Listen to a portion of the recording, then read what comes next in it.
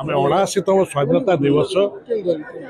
आज आम शंखभवन परिषद में पालन करूँ। वरिष्ठ उपसभापति श्रीयुक्त देवी प्रसाद मिश्र और समस्त प्रमुख नेतृवृंद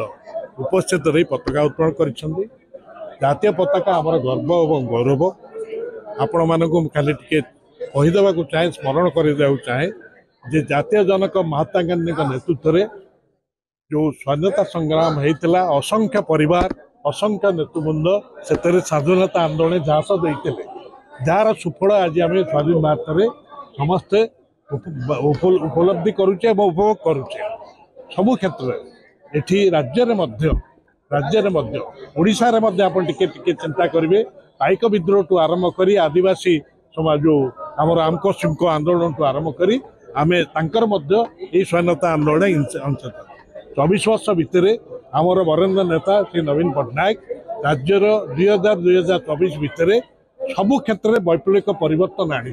जदि सामग्रिक अभिवृद्धि कथा प्रथम कहे राज्यर जो मुंड पिछा ऋण बाहर थिला माँ पेटर शिशु शून करदे अवस्था आनिले जे राज्य ओडिशा गोटे दृष्टान्तकारी राज्य है से बात्या प्रशमन क्षेत्र हो एवं स्वास्थ्य क्षेत्र हो ये ओडिशा समग्र देश में एक दृष्टांत ही पलटिला। तेणु ये जो अनुचिंता कौन अनुचिंता जे